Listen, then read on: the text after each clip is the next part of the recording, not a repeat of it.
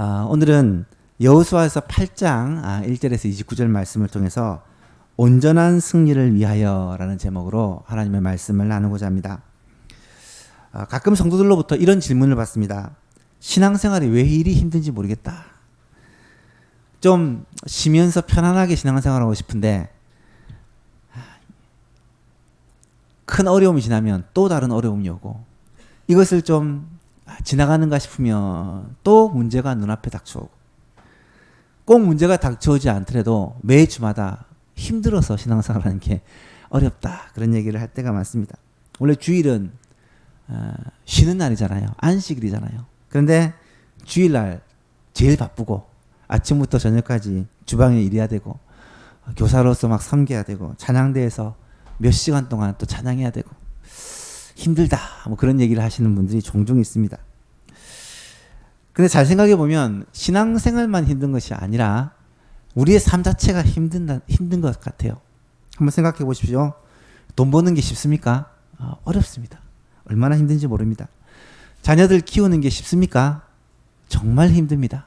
자녀는 부모님의 뜻대로 절대로 움직여지지 않기 때문에 속을 썩이고 그러면서 힘써도 잘 변하지 않는 것이 자녀죠. 학생들은 공부하는 것이 쉽습니까? 공부하는 것이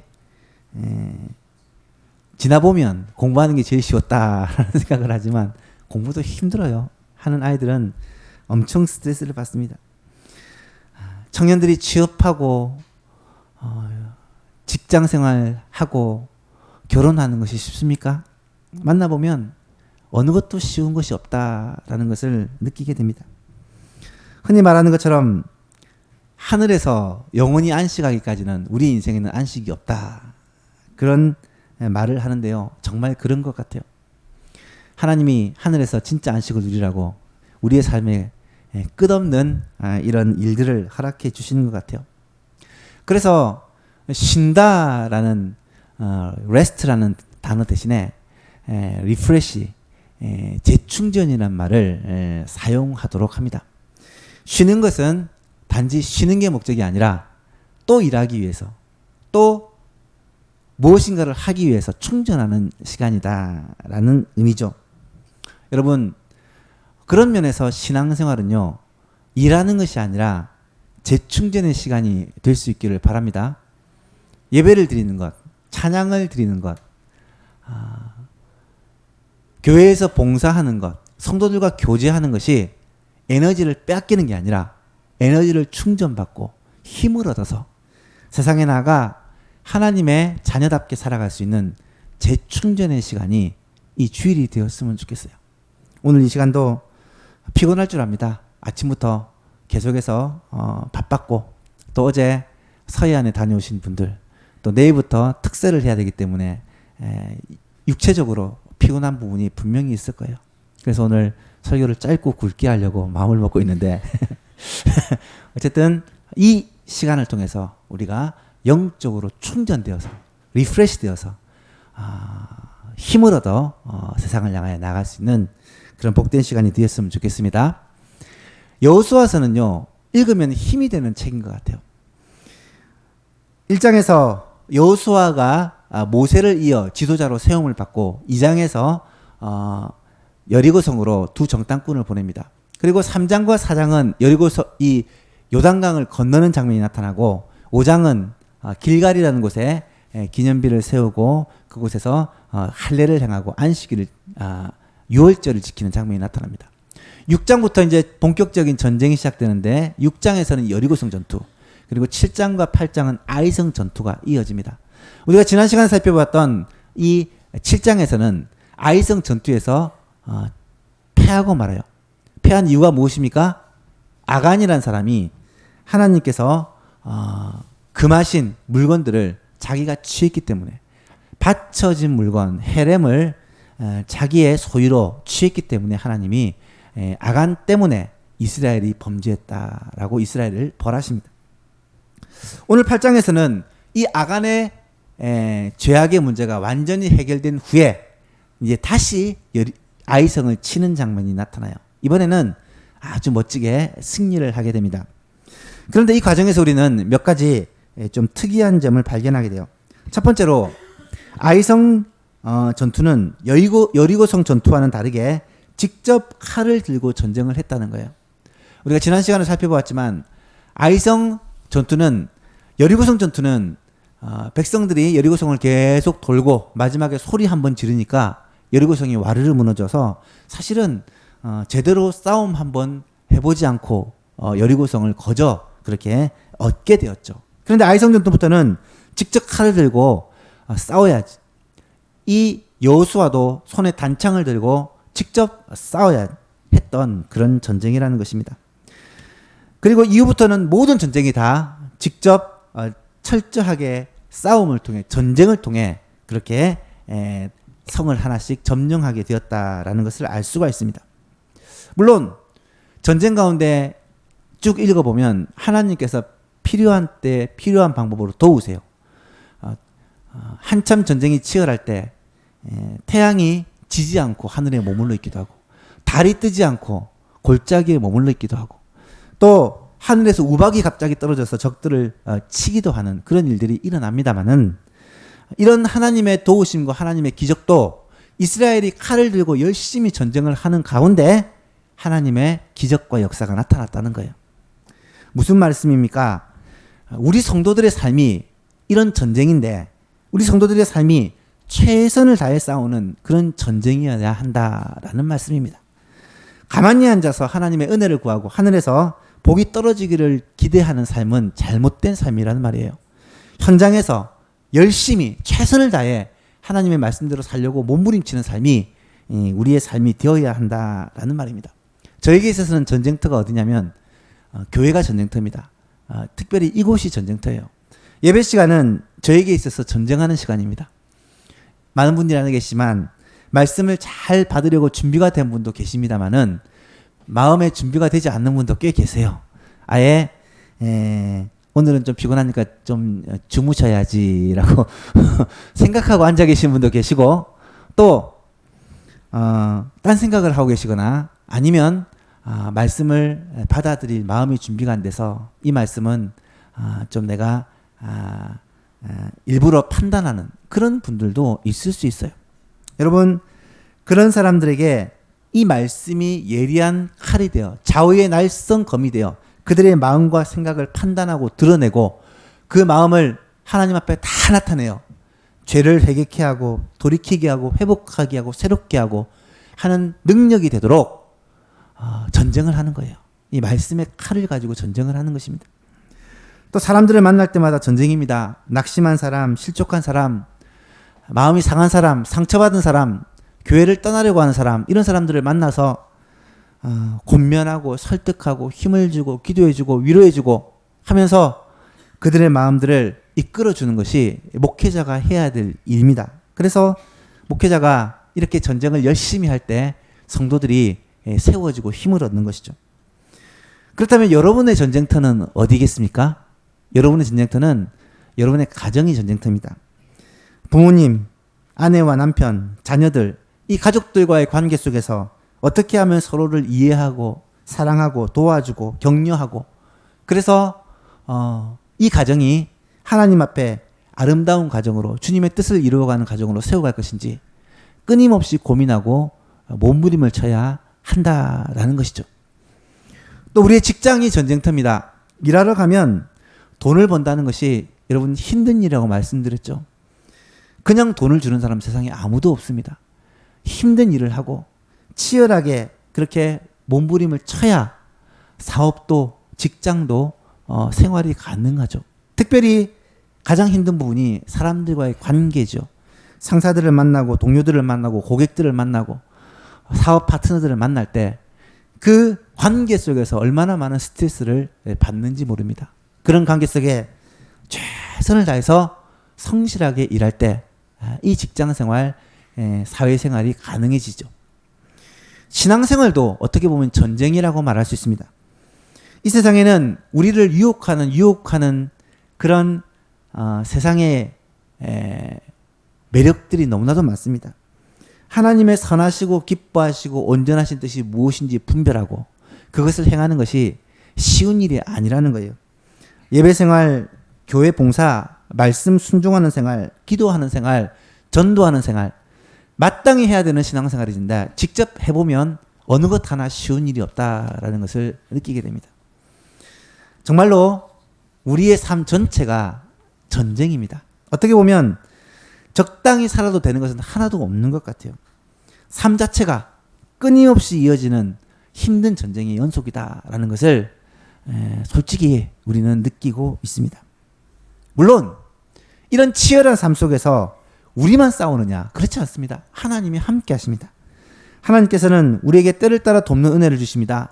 때로는 필요할 때 물질을 주실 때가 있고, 때로는 필요할 때 우리에게 지혜를 주실 때가 있고, 지치고 힘들 때는 도울 사람을 붙여주시게 하시고, 내 마음에 위로할 그런 문자나 카톡을 통해서도 하나님께서 역사해 주시기도 합니다. 그런데 이러한 하나님의 은혜는 가만히 앉아서 받는 것이 아니라 우리가 최선을 다해서 우리의 전쟁을 감당할 때, 우리의 삶에서 힘써 몸부림을 치며 살아갈 때 하나님은 우리의 삶에 필요한 은혜를 부어주신다라는 것이죠. 그래서 우리의 신앙생활에 대한 많은 말 중에 제가 참 좋아하는 말이죠. 윌리엄 캐리라는 현대 선교의 아버지입니다. 현대적인 의미의 선교를 시작한 분이에요. 이 윌리엄 캐리가 했던 유명한 말이 있습니다. 하나님으로부터 위대한 일을 기대하라. 하나님을 위해 위대한 일을 시도하라. 이 말은 두 가지를 동시에 말하고 있죠. 하나님으로부터 위대한 일을 기대하라는 말은 주님께서 우리에게 필요한 모든 것을 주신다라는 주님의 은혜를 구하라는 것이고요. 하나님을 위해서 위대한 일을 시도하라는 말은 그리고 나서는 이제 주를 위해서 최선을 다해서 살라는 것입니다. 여러분, 기도할 때는 하나님 아니면 우리가 아무것도 할 수 없는 사람처럼 그렇게 기도하지만, 또 일할 때는 우리가 정말 우리가 이 일을 해내야 되는 것처럼 그렇게 최선을 다해서 일하는 그러한 자세, 이것이 성도들의 자세요. 오늘 본문에 나타난 이스라엘 백성들의 전쟁하는 모습이다라는 것입니다. 이번 한 주 동안 세상에 나가 살 것입니다. 우리에게 주어진 싸움을 최선을 다해 싸워 승리하는 저와 여러분 되시기를 바랍니다. 두 번째로, 고도의 전략을 사용해서 전쟁을 했다는 점이 특이합니다. 여러분, 하나님을 향한 사랑과 열정을 가지고 열심히 산다고 다 되느냐? 그것이 아닙니다. 오늘 본문을 보니까 승리하기 위해서는 고도의 전략이 필요합니다. 오늘 본문에 기가 막힌 군사 전략이 나타나요. 매복과 유인이라는. 여러분, 여호수아는 하나님께서 어떻게 싸우실지를 가르쳐 주시는데 매복하는 군사를 따로 준비하라는 거예요. 아이성을 치러 가는데 아이성 옆에 서쪽에 군사를 숨겨 놓으라는 것입니다. 한 5천 명 정도를 숨겨 놓습니다. 그리고 여호수아를 필두로 한 이 정예부대가 이 아이성을 향하여 진군을 하는데, 싸우는데 거짓으로 패하여 그렇게 싸우는 척을 합니다. 유인이죠. 이 아이성에 있는 사람들이 다 이 이스라엘을 치러 나오도록 유인을 한 후에 매복에 있던 사람들이 성을 먼저 점령하고, 그리고 도망가던 이스라엘 백성들도 뒤로 돌아 이렇게 포위하여 공격하는 기가 막힌 작전을 가지고 이 아이성을 완전히 진멸합니다. 지금 생각해 보면 단순해 보이는 그런 작전입니다. 하지만 이때가 바로 기원전 15세기경이에요. 기원전 한 1500년경입니다. 기원전 15세기면 우리나라는 고조선이 이제 막 시작돼서 얼마 안 될 때고요. 중국도 최초의 문명국이라는 은나라가 시작된 그런 시점입니다. 서양도 고대 이집트 문명이 이제는 좀 내리막길을 걷고 있고, 아직까지 서양에도 제대로 된 문명이 일어나지 않은 때입니다.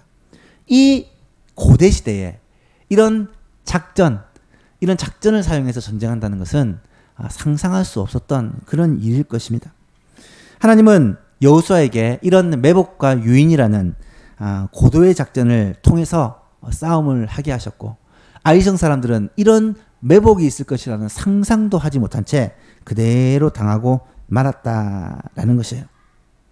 성도의 영적 전쟁에서 이것은 무엇을 말하고 있습니까? 우리는 뜨거운 열정을 가지고 최선을 다해서 살아야 되겠지만 동시에 치밀한 전략을 가지고 지혜롭게 싸워야 된다라는 것을 말하는 것입니다. 예수님도 제자들을 세상에 파송하면서 뭐라고 말합니까? 내가 너희를 보내는 것이 이리 가운데 양떼를 보내는 것 같다. 그러므로 어떠라고요? 뱀같이 지혜롭고 비둘기처럼 순결하라. 뱀같이 지혜롭다라는 말은 세상 가운데서 지혜롭게 싸우라는 것입니다. 여러분, 세상에서 그리스도인은 여러모로 불리합니다.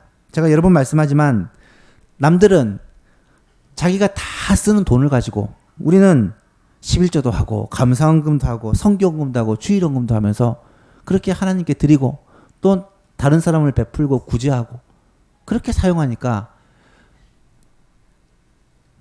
계산적으로 생각하면 모자랄 수밖에 없어요. 시간은 더합니다. 남들은 일주일 내도록 자기를 위해서 다 사용하지만 우리는 주일을 온전히 떼어서 하나님께 드립니다. 부지런한 사람들은 수요일, 금요일, 새벽마다 나와서 하나님께 예배하고 기도합니다. 여러분, 상식적으로 생각해 보면 경쟁에서 세상과 싸워 이길 수 있는 가능성은 참으로 없습니다. 그래서 성도의 삶에는요, 치밀한 전략이 필요합니다. 전략적으로 싸워야, 지혜롭게 싸워야 세상과의 싸움에서 승리할 수 있다는 말입니다. 그냥 덮어놓고 무조건 믿음으로 나간다라는 것은 좋은 방법이 아니라는 거예요. 그렇다면 이 지혜를 과연 누가 주시느냐? 우리에게 이 지혜를 주시는 분이 계십니다. 우리의 싸움을 승리하도록 만드시는 분이 계십니다. 그분이 바로 우리 주 예수 그리스도라는 거예요. 방금 우리가 불렀던 찬송가 535장은 이렇게 찬송을 합니다.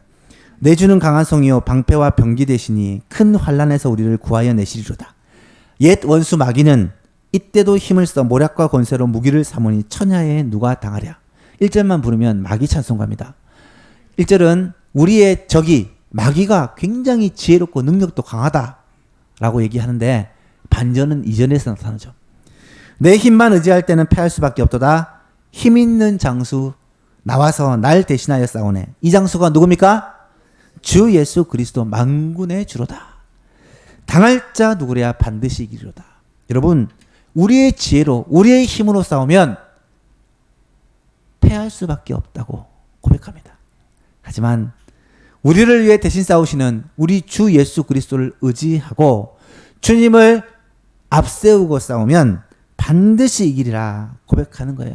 이것이 성도들의 지혜요, 성도들의 싸움의 방법이라는 것입니다. 성도는 하나님이 함께 하시는 자입니다. 성도의 최고 전략은 하나님 의지하는 거예요. 성도들이 제일 믿을 만한 것은 주님께 맡기는 것입니다. 그래서 기도가 필요하고, 그래서 주의 지혜와 은혜를 구하기 위해 말씀이 필요한 거예요. 말씀과 기도는 내 전쟁을 주님께 맡기는 방법이요, 내 싸움을 주님께 맡겨드리는 방법이라는 것이죠. 말씀과 기도를 놓치지 말아야 되는 이유가 거기에 있다라는 거죠. 마지막 세 번째입니다. 지혜롭게 싸우고 최선을 다해서 싸워야 되지만 가장 중요한 것은 성도에 있어서 성결함이다라는 것입니다. 순결함이다라는 것입니다. 오늘 본문이 주는 교훈 중에 가장 중요한 교훈이라고 저는 생각합니다. 여러분, 물론 최선을 다해 싸워야 됩니다. 최선을 다해 노력해야 됩니다. 그리고 하나님의 지혜를 구해야 됩니다. 주님의 도우심을 구해야 됩니다. 그런데 최선을 다한 노력도 필요하고 주님이 주시는 지혜도 필요하지만 그 모든 것에도 불구하고 이 싸움의 결과는 나에게 달린 것이 아니라 하나님께 달린 것이라는 거예요. 이것을 인정하는 자세가 우리에게는 꼭 필요합니다. 오늘 전쟁에서 이스라엘 백성들이 승리한 원동력이 어디에 있었습니까? 분명히 아이성과 전투에서 얼마 전에 패배를 했는데 지금은 완전하게 승리를 한 이유가 어디에 있었습니까? 우리가 생각할 때는 그때는 얕보아서 3,000명만 보내서 졌고 지금은 5,000명을 매복시키고 이스라엘 군대들이 가서 수적으로 밀어붙였기 때문에 이겼다라고 생각할 수 있지만 그렇지 않습니다. 만약에 아간의 문제가 해결되지 않은 채 이스라엘이 다 달라붙었다 할지라도 그 전쟁은 이길 수가 없었습니다. 왜 그렇습니까? 이스라엘 백성들이 순결하지 않았기 때문에, 죄로 말미암아 오염되었기 때문입니다. 여러분, 성경은 성도의 순결함을 굉장히 강조합니다. 성도가 죄로 말미암아 더럽혀지면 하나님과의 관계가 끊어지기 때문에 성도는 이길 수가 없습니다. 여러분, 성도의 싸움은 최선을 다해 노력해야 되고요. 하나님의 지혜와 능력을 구해야 되지만 우리가 정결하여 깨끗하여 죄에서 떠나 하나님께서 우리 가운데 역사하실 수 있도록 우리가 깨끗한 그릇으로 준비되어야 된다라는 사실이에요. 이것이 영적 전쟁에서 승리하는 승리의 비결입니다. 성도의 순결함을 성경은 계속해서 강조합니다. 예수님이 말씀하셨죠. 뱀같이 지혜롭고 뭐라고요? 비둘기처럼 순결하라. 뱀같이 지혜로운 것도 필요하지만 비둘기처럼 순결한 것이 꼭 있어야 된다는 것입니다. 디모데후서 2장을 보면 하나님께서 주인인데 그릇을 사용하는데 좋은 그릇도 있고 예쁜 그릇도 있고 능력 있는 그릇도 있습니다. 주인이 그 많은 그릇 중에 어떤 그릇을 사용할까요? 성경에는 깨끗한 그릇을 사용한다라고 말씀을 합니다. 여러분, 그릇을 금으로 만들고 아무리 좋은 그릇을 둬요. 안에 더러운 것으로 오염되어 있으면 그걸 쓰는 사람은 아무도 없습니다. 깨끗해졌을 때 그릇을 사용한다는 것입니다. 성결함은 그리스도인이 하나님께 쓰임받기에 반드시 필요한 성결 조건이라는 거예요. 죄 가운데 머물러 있으면서 하나님 나를 써주십시오. 하나님은 그 사람을 사용하실 수가 없습니다. 왜냐하면 죄로 인해 하나님과의 관계가 막혀 있기 때문에 하나님께서 은혜를 주고 싶어도 복을 주고 싶어도 그 사람은 그 은혜를 다 쏟아버릴 수밖에 없고 마치 뚜껑이 덮여진 그릇처럼 하나님의 은혜를 받아 누릴 수가 없기 때문입니다. 죄의 문제, 내 가운데 하나님과의 무너졌던 관계가 회복되고 난 후에 하나님께서 우리에게 복을 주시고 우리를 통해서 일할 줄로 믿습니다. 이것은요, 가정도 마찬가지고 교회도 마찬가지입니다.